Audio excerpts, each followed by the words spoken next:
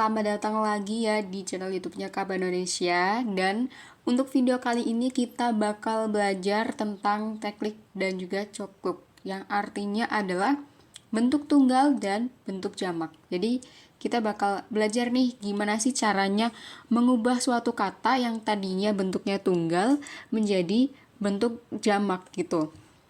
Oke, kita langsung aja ke materinya ya. Nah, untuk membentuk kata dari sebuah kata tunggal menjadi jamak, kita perlu yang namanya coul eki atau kata imbuhan, atau kalau dalam bahasa Inggris itu namanya plural suffix gitu ya. Nah, imbuhannya itu gimana ngebentuknya? Ini kita berdasarkan dari huruf vokal terakhirnya ya. Kalau teman-teman udah nonton video tentang alfabet, pasti teman-teman tahu kalau misalnya huruf vokal dalam bahasa Turki itu dibagi jadi dua. Yang pertama itu yang tebal, yang ini. Dan yang kedua vokal-vokal yang bunyinya tipis ya, yang di bawahnya ini.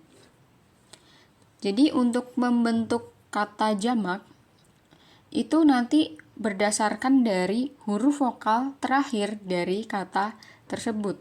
Jadi kalau huruf vokal terakhirnya A atau E atau O atau U, nanti ditambahinnya itu lar gitu. Sedangkan kalau huruf vokal terakhirnya E, I, O, U, yang ini, itu nanti vokal katanya ditambahin lar gitu ya. Mungkin lebih jelasnya kita langsung ke contoh soalnya aja. Ini ada beberapa contoh kata. Jadi untuk yang kolom baris pertama ini namanya teknik atau bentuk tunggalnya. Jadi ini masih satu ya, jumlahnya. Dan yang yang baris kedua itu namanya cokluk, artinya dia udah jamak ya, artinya dia lebih dari satu gitu, lebih dari satu. Nah, di sini yang di tabel pertama ini untuk sebagai contoh dari vokal-vokal yang tebal ya, dari vokal-vokal a, e, o, u yang di atas. Oke. Jadi di sini kalau misalnya kita punya kata edge, yang artinya itu pohon ya, yang artinya pohon. Jadi kalau edge itu satu pohon, kalau misalnya untuk mau bilang pohonnya itu banyak atau lebih dari satu, itu jadinya ağaçlar, ditambahin imbuhan lar gitu, ağaçlar. Nah, ini kenapa ditambahin imbuhan lar? Ya karena kita lihat lagi nih dari kata dasarnya. Kata dasarnya kan dia ağaç. Dan huruf vokal terakhirnya itu A kan. Huruf vokal terakhirnya dia A. Jadi karena huruf vokal terakhirnya dia A, ya kita lihat nih dari rumusnya. Dia harus dikasih imbuhan lar, bukan ler. Karena huruf vokal terakhirnya termasuk vokal yang tebal, vokal yang ini. Gitu. Dan contoh yang kedua, kita ada kapı. Kapı itu artinya pintu. Nah, gimana untuk bentuk jamaknya? Bentuk jamaknya kapılar. Kapılar. Ini kenapa pakai lar? Teman-teman pasti udah paham ya. Karena kita lihat huruf vokal terakhirnya tuh e. Dan e itu termasuk vokal yang tebal, makanya kita pakai yang pertama, yang lar, bukan yang lar. Jadinya kapılar gitu. Next untuk telepon. Jadinya teleponlar. Artinya telepon juga. Terus ada kuş. Kuş itu artinya burung. Untuk jamaknya jadi kuşlar.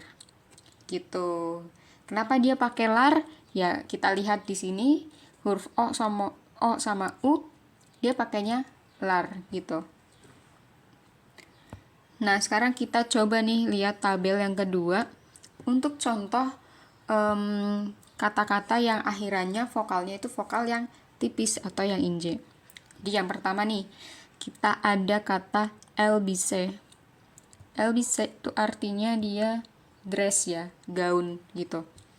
Nah, kita lihat nih, huruf vokal terakhirnya dia otomatis kan dia vokal yang tipis kan, yang kedua ini. Kita lihat ada huruf di sini. Nah, jadi untuk tambahannya dia pakainya ler. Jadi bisa ler gitu. Terus ada kedi. Kedi itu artinya kucing. Jadinya dia kediler karena dia huruf vokal terakhirnya i. Kemudian untuk huruf kita ada koi. Koi itu artinya desa. Jadi kalau mau bilang desa-desa jadinya koiler, oke? Tambahannya ler. Dan untuk contoh yang kita ada uzum. Uzum ini artinya anggur. Jadi kalau kita mau bilang anggur-anggur, jadinya uzumler, oke? Jadi semoga udah pada paham ya gimana ngebedainnya pakai lar sama pakai ler. Oke. Selanjutnya ada beberapa catatan yang harus teman-teman ingat. Jadi ada beberapa pengecualian yang tidak mengikuti aturan dari huruf vokal terakhir tadi ya. Jadi yang pertama ini catatannya bentuk jamak itu nggak berlaku kalau sudah ada keterangan jumlah atau keterangan angkanya. Jadi contohnya yang pertama ada contoh iki aj. Iki ini kan kalau teman-teman udah tahu angka ya, iki ini artinya 2. Mohon maaf ini kayaknya pensil saya agak nge-lag. Oke, jadi iki ini artinya 2. Jadi karena dia udah ada keterangan jumlahnya atau keterangan angkanya, jadi dia nggak perlu nih ditambahin imbuhan di sini, nggak perlu ditambahin imbuhan di belakangnya. Jadi cukup iki aj gitu, bukan iki ajlar, itu salah ya. Jadi iki aj. Untuk contohnya lagi kita ada uj kitab artinya 3 buku, terus bash orange artinya 5 murid, terus ada askisi. Askisi itu artinya sedikit orang gitu.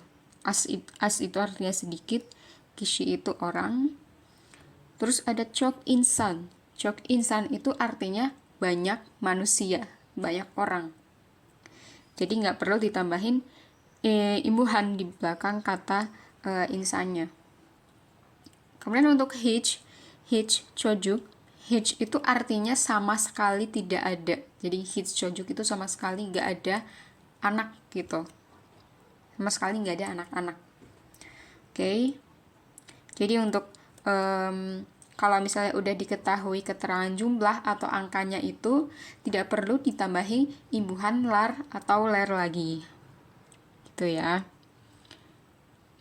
Dan untuk pengecualian yang lain itu beberapa kata dalam bahasa Turki itu tidak mengikuti aturan vokal lar atau ler, dan ini biasanya dipakai untuk kata-kata serapan yang berarti itu berasal dari bahasa asing, bukan asli dari bahasa Turki gitu. Nah, untuk contohnya, nah ini sebenarnya ada banyak ya, cuma yang saya tulis di sini beberapa saja. Nanti teman-teman kalau misalnya penasaran bisa cari aja di internet karena banyak juga. Oke. Jadi yang pertama nih ada kata hayaler. Nah, harusnya kan dia kalau ngikuti rumus yang tadi ya, karena dia huruf akhirnya a, harusnya kan dia hayalar ya. Tapi enggak, ini karena istisna, karena pengecualian, jadi dia hayaler. Kenapa begitu? Ya karena itu yang namanya pengecualiannya emang dari sananya kayak gitu. Oke, untuk kata yang kedua ada saatler, terus sehatler, kalpler. Kalpler ini artinya kalp itu hati, Kalau kalian tahu bahasa Arabnya kan dia ini ya, apa namanya, kolbu gitu, rada-rada mirip. Nah, kalau sehat itu artinya dia kayak perjalanan gitu. Kemudian ada alkoholer, ini artinya alkohol, ini kayak dari bahasa Inggris.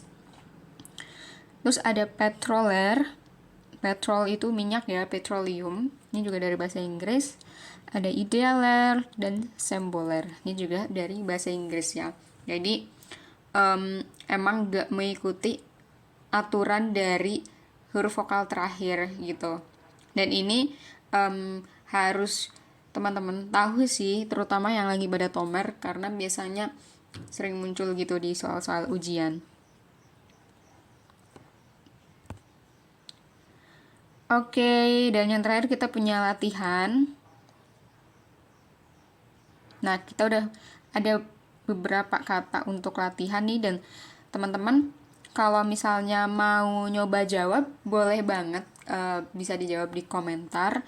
Nanti aku juga bakalan kasih tahu jawabannya di komentar. Oke, teman-teman bisa coba nih kalau misalnya pengen tahu nih udah pada paham atau belum tentang materi teknik cokluk ini. Oke.